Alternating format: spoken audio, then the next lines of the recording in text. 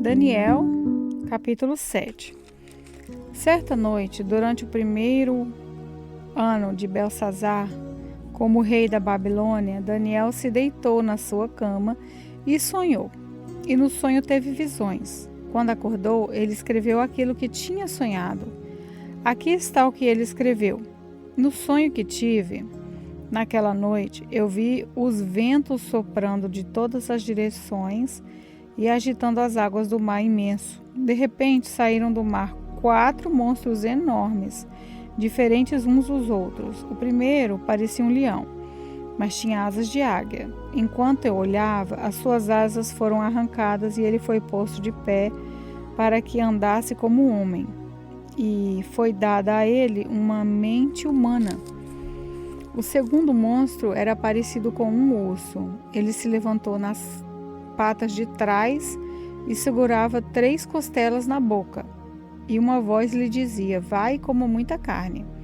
Depois vi o terceiro monstro e este era parecido com um leopardo. Ele tinha 4 cabeças e nas costas tinha 4 asas, como asas de ave. A este animal foi dada autoridade para reinar. O quarto monstro que vi naquela visão era terrível, espantoso e muito forte. Tinha enormes dentes de ferro e com eles despedaçava e devorava as suas vítimas. O que sobrava ele esmagava com as patas. Esse monstro era diferente dos outros 3 e tinha 10 chifres. Eu estava olhando os chifres com atenção e notei outro chifre menor, que nasceu entre os outros 3 chifres, foram arrancados para dar lugar a esse chifre menor, que tinha olhos, como os de gente, e uma boca que falava com muito orgulho. Continuei olhando e vi que foram postos alguns tronos. Num deles assentou-se aquele que sempre existiu. A sua roupa era branca como a neve e os seus cabelos eram brancos como a lã. O trono e as suas rodas pareciam labaredas de fogo. E de um lugar em frente do trono saía um rio de fogo. Havia ali milhares de pessoas que adoravam a ele, que estava sentado no trono, e muitos milhões estavam de pé na presença dele. Começou o julgamento e foram abertos os livros. Continuei olhando, pois o chifre pequeno ainda estava dizendo palavras orgulhosas. E vi quando o quarto monstro foi morto e o seu corpo foi despedaçado e jogado no fogo. Quanto aos outros monstros, o poder que tinham foi tirado deles. Mas não foram mortos, foi dado a eles mais um pouco de tempo para viverem. Na mesma visão que tive naquela noite, vi um ser parecido com um homem, que vinha entre as nuvens do céu. Ele foi até o lugar onde estava aquele que sempre existiu e foi apresentado a ele. Deram-lhe o poder e honra e autoridade de rei, a fim de que os povos de todas as nações, línguas e raças o servissem. O seu poder é eterno e o seu reino não terá fim. As visões me espantaram e eu fiquei preocupado com o que tinha visto. Cheguei perto de um dos que estavam ali e pedi que me explicasse o que eu tinha visto. Então ele me explicou assim: os 4 monstros enormes são 4 reis que vão dominar o mundo, mas o reino será dado ao povo de Deus Altíssimo. E esse povo reinará para sempre. Eu quis saber também a explicação a respeito do quarto monstro, que era diferente dos outros 3, que era terrível e tinha dentes de ferro e unhas de bronze, que despedaçava e devorava suas vítimas, e que esmagava com as patas aquilo que sobrava. Pedi também que me explicasse os 10 chifres que esse monstro tinha na cabeça, e o outro chifre que havia crescido, derrubando 3 chifres. Esse chifre, que parecia mais forte do que os outros, tinha olhos e uma boca que falava com muito orgulho. Enquanto eu olhava, esse chifre começou a lutar contra o povo de Deus e estava vencendo, até que chegou aquele que sempre existiu. Ele julgou a favor do povo de Deus Altíssimo, pois havia chegado o tempo de esse povo começar a reinar. A explicação que recebi foi esta: o quarto monstro é um rei, e o reino dele será bem diferente dos outros. Ele conquistará o mundo inteiro, destruirá todas as nações e as deixará arrasadas. Os 10 chifres representam 10 reis que governarão este reino. Depois deles aparecerá um outro que será diferente dos primeiros. Ele derrotará 3 reis. Ele falará contra Deus e perseguirá o povo do Deus Altíssimo. Procurará mudar a lei de Deus e os tempos das festas religiosas. O povo de Deus será dominado por ele durante 3 anos e meio. Mas depois disso o tribunal o condenará e assim ele perderá o seu reino e o seu poder acabará para sempre. Mas o reino, o poder e a glória serão dados ao povo do Deus Altíssimo, e eles governarão o mundo inteiro para sempre. Todos os outros povos os servirão, todos lhes obedecerão. Aqui termina a explicação.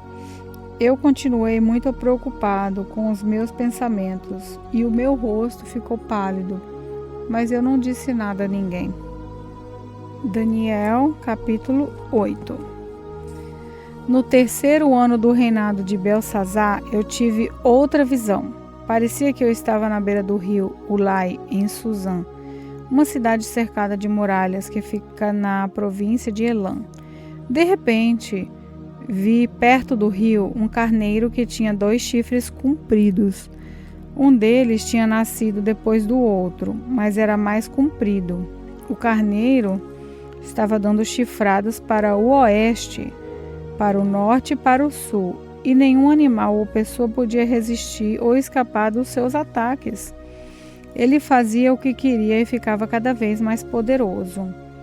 Eu estava pensando nisso quando vi um bode que vinha do oeste correndo tão depressa que as suas patas nem tocavam o chão. Ele tinha um chifre só, bem grande, que ficava entre os olhos. Correu até o lugar onde estava o carneiro que eu tinha visto perto do rio e o atacou com toda força. Eu vi o bode furioso atacar o carneiro e quebrar os 2 chifres dele. Depois o carneiro não tinha força para se defender.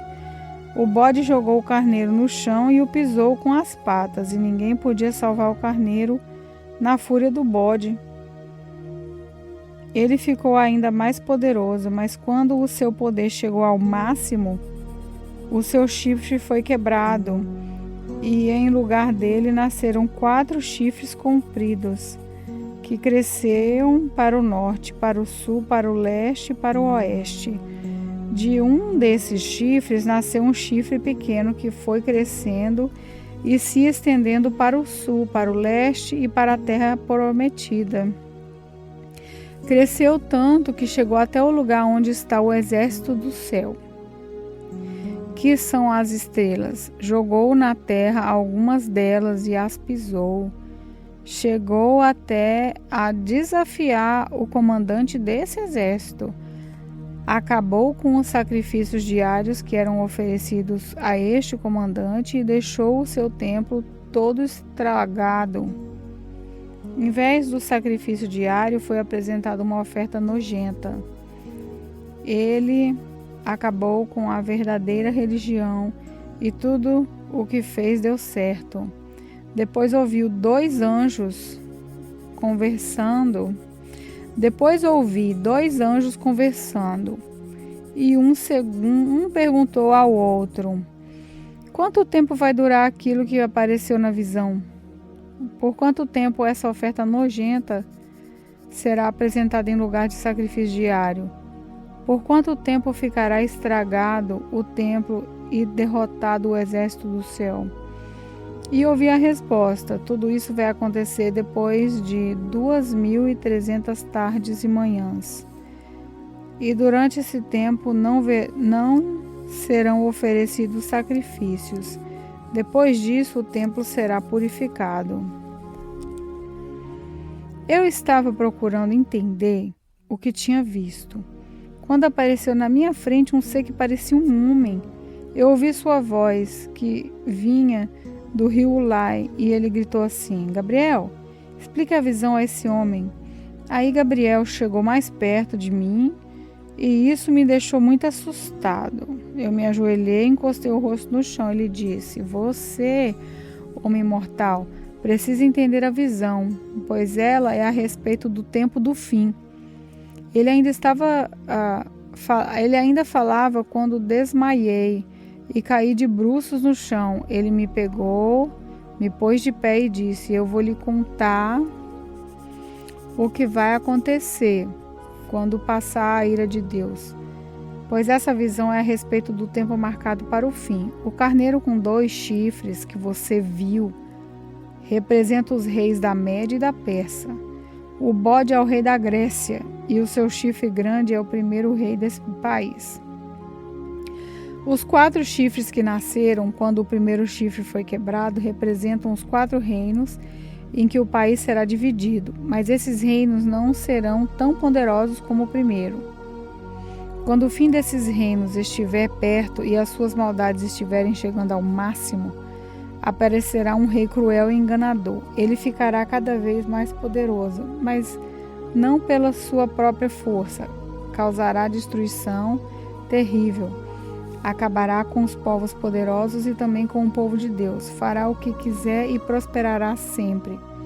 Com a sua presença, ele enganará a todos, ficará cada vez mais orgulhoso e matará muitas pessoas à traição.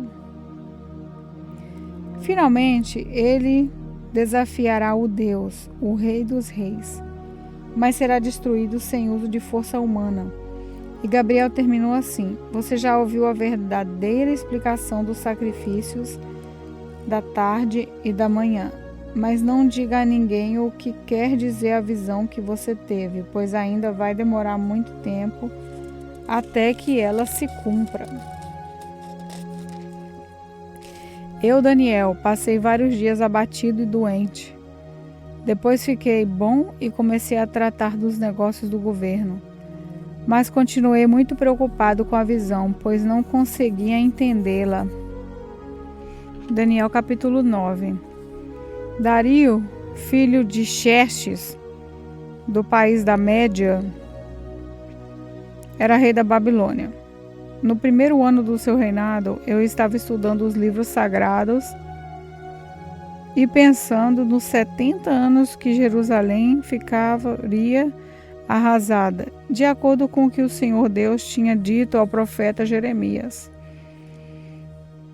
Em sinal de tristeza, eu vesti uma roupa feita de pano grosseiro. Sentei-me sobre cinzas, deixei de comer e orei em fervor ao Senhor, fazendo-lhe pedidos e súplicas. Orei ao Senhor, meu Deus, e fiz o seguinte confissão: Meu Deus, Tu és grande e poderoso, Tu guardas a aliança que fizeste com os que Te amam e obedecem os Teus pensamentos, e sempre lhes dá provas do Seu amor. Nós temos cometido pecados e maldades, fizemos coisas más, e nos revoltamos contra Ti, desobedecemos às Suas leis e os Seus mandamentos.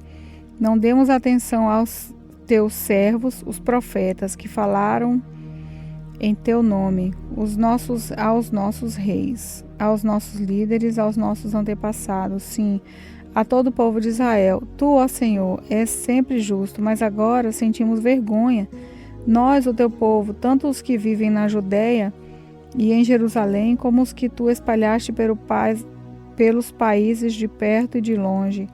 Tu fizeste isso porque eles se revoltaram contra Ti. Os nossos reis, os nossos líderes, os nossos antepassados, todos nós temos pecado contra Ti, ó Senhor, e por isso estamos envergonhados. Mas Tu és misericordioso e estás pronto para nos perdoar, mesmo quando nós revoltamos contra Ti. Desobedecemos à Tua ordem, ó Senhor nosso Deus, e não seguimos as leis que nos deste por meio dos Seus servos, os profetas.